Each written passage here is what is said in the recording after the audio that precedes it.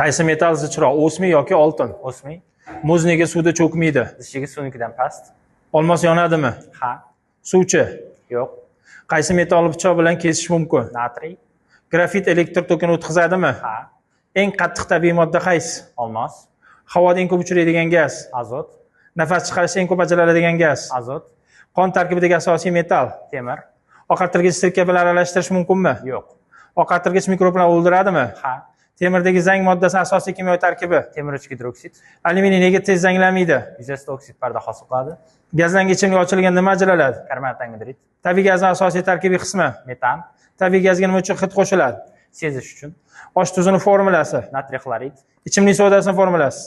Natriy gidrokarbonat. Kir sodasining formulasi? Natriy karbonat. Sirka modda kislotami?